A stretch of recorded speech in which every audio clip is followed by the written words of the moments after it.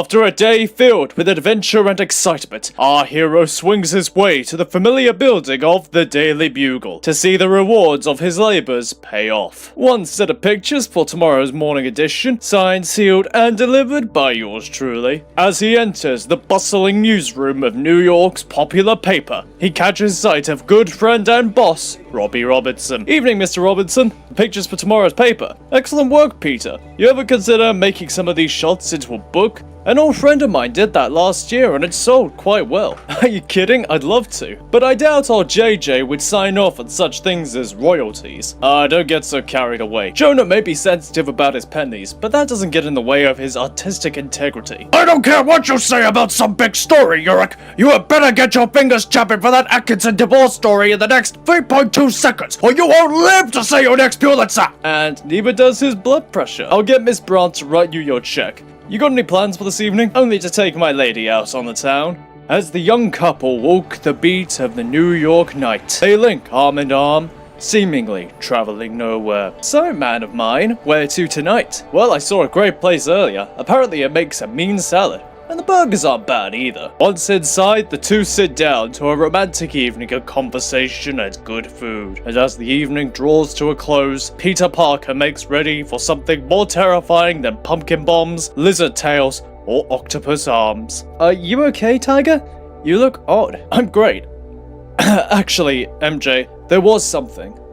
You see, bang! Gunshots! As a car pulls up to the bank opposite the formerly peaceful restaurant. Looks like a job for a certain wall crawler. This won't take long. He slips out of the back door as he changes from his ordinary clothes to his webbed work clothes. As the amazing Spider-Man swings to intercept the robbery. Sorry folks, but the bank is closed. He'll have to make a withdrawal another day. The two gunned goons turn their handguns on the web slinger as he dodges and intercepts their bullets. Who gave you a license for those? Spidey confiscates the webs as the two make ready to throw punches at our hero. So, is this your first day? He makes short work of the two, cocooning them from the police. Well, they do say to wrap up this time of year. It seems that one cannot go far without the interference of masked nuisances. That's me, always being a menace. And you are? A ragged-looking, slender figure steps out of the shadows. I am the master of fear, the architect of your nightmares. I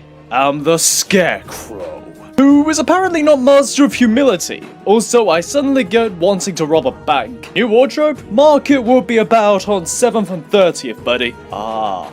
Humor to deflect from anxiety, a not uncommon mechanism. Tell me, what fears lurk under that mask? Let us find out. The two begin to engage as Spidey effortlessly dodges the swinging strikes of the Scarecrow's scythe. And people say I go overboard on the theming, as Spidey webs the scythe to the ground, punching the lanky loon across the room. Time to cash out and go straight to jail. Not yet. I have too much work ahead of me. The Scarecrow sprays Spidey with his patented fear gas as the wall crawler coughs and splutters. Whoever said that cologne worked was obviously lying. Gas envelopes him and clouds the hero's vision as a green tail lashes out of nowhere. Spider-Man only just dodges it as a pumpkin bomb flies towards him as ringing laughter carries into the air. What? But how? How could he be here? Spider-Man keeps ready as the laughter continues. Fascinating. Must you always be ready for such conflict? Let us venture deeper. More gas hits the wall crawler, stinging his eyes as he readies himself. My spider sense isn't going off. How is Osborn doing this? Is it you in a new mask? I don't know how you got back, but I swear! Such hostility, Parker! But to be expected. The smoke clears as the Green Goblin stands with a tight hold on Mary Jane, a knife to her throat. Let her go! Before Spidey can do anything, black, inky tendrils wind around his limbs and hoist him up into the air as Venom holds tight to the wall crawler. Brooke, how are you? Don't get distracted now, Parker. Class is in session, and Professor Goblin has a lesson for you. One which apparently you need reminding of. The Goblin thrusts the knife into Mary Jane's back as his cackling rings through the air. Enraged, Spider-Man kicks Venom off of him as he rushes to the dead woman. Doesn't look good, does does she? It looks like a fatal case of Parker disease. A habit, isn't it? Everyone around you dropping dead. Scarecrow steps through the haze as he looks down upon the wall crawler. Such bravado, hiding a wounded soul. A fascinating first session, one we must continue with next time. Before Scarecrow can depart, Spidey lunges towards him, momentarily grabbing his leg before being shaken off. As the Scarecrow leaves in the smoke, the police enter the bank, fanning out until an officer finds the webhead shaking against a table. Spider-Man, are you okay? You don't look so good. I've been better, officer. Did you catch the guy? You didn't? That's rare. Sorry, I can't say much more, but I need to peel off. Our hero departs into the New York night, hoping that some web swinging may clear his head of the demons inside, making his way back home to a distressed Mary Jane Watson. Pete, are you okay? You look awful. Well, at least it's only now. Parker sits down as he tries to calm himself of the night's events and sort through what he experienced. Whoever that Scarecrow guy was, he had some sort of hallucinogenic gas. He made me think that Venom was there. And Osborn. Maybe it's Mysterio with a new gimmick. Sounds like his act. No, it wasn't him. There was something else. Something alien about him. Maybe he's from Jersey. Cackling at his own joke, Peter looks over to his love, only to see a desiccated Gwen Stacy in her place, slowly turning her head to look at him, bones in her neck cracking with the motion. In sudden shock and confusion, Peter jumps into the nearest corner, completely unsure of whatever he's seeing. Peter, listen! That stuff is still messing with you. Whatever you're seeing is not real. Look at me, Tiger. Hear what I'm saying. Everything is alright. I'm sorry, MJ, but I need to get out of here. Clear my head. Out once more into the night he goes, leaving his true love behind him. Hate to have to ditch MJ, but whatever that stuff was, and whatever I saw, I need to put it out of my mind. At least until I find that creep. Let's see if my spider tracer is signaling out. Yes! Time to corn this cop and perhaps some time to salvage date night. A sudden distraction of noises of discontent are heard. Still, no reason not to stop a mugging on the way. Pizza delivery for bad guy, knuckle special, on discount. Spidey webs the mugger to the wall as he descends from the wall, spotting the victim at the end of the alley, collapsed. Excuse me, sir, are you okay? He turns the man around, only to see Uncle Ben, with blood pooling from his stomach onto the ground. No! Uncle Ben? Not again! How? You! Turning to the trapped mugger, pouncing on him like a keen predator, red-hot anger burning in him. You killed him! I swear, I will make you pay! He takes off the mugger's mask, only to see his own face staring back at him. No! No!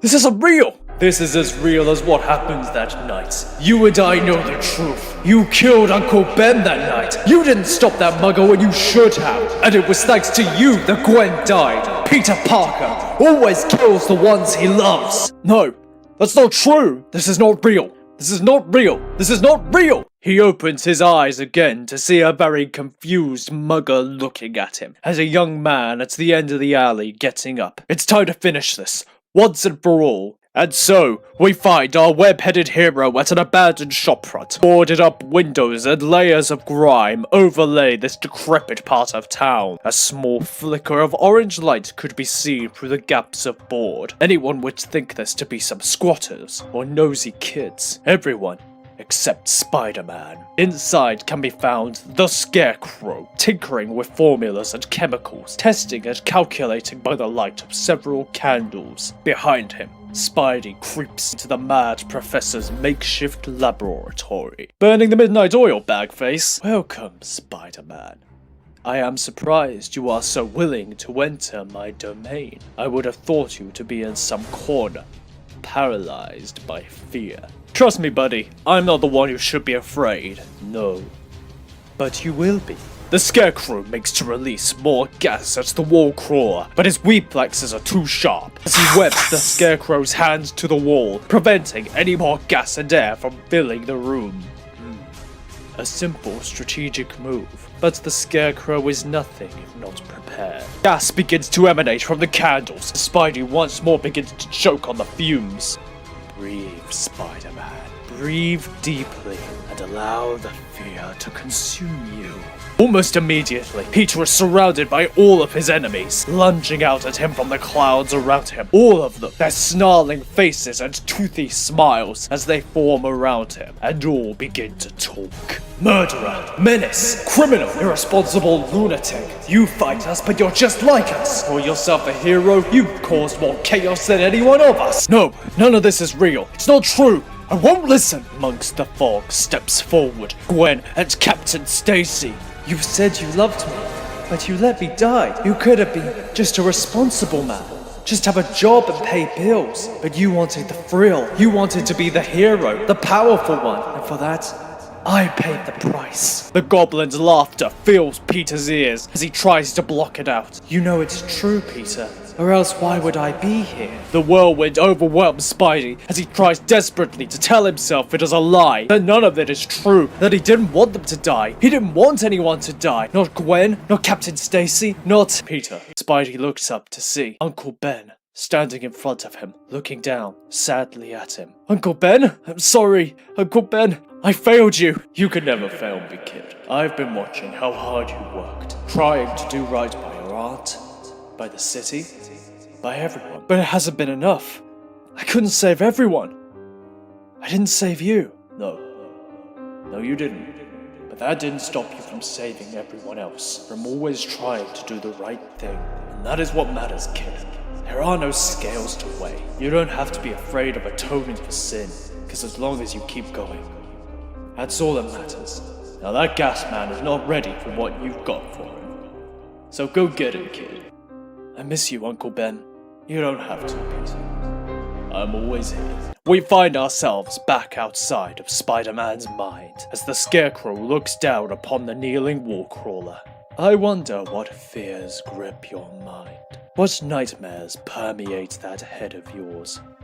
Looking at you now, perhaps I will never know. Maybe not mine, but how about yours? The Scarecrow, flabbergasted by what has just happened, sprays more gas at our hero, but Spidey just walks through it and grabs the Fear Master's wrist. Did no one tell you not to eat garlic for lunch? As he crushes the Scarecrow's wrist, flinging him over to the table with his remaining hand, the Scarecrow picks up a large knife that Spidey effortlessly dodges before webbing the villain to the wall, ending this night of nightmares once and for all. Now excuse me while I tell the police to expect one package. How? I gave you enough toxin to submerge you in your greatest nightmares. How did you overcome it? Simple.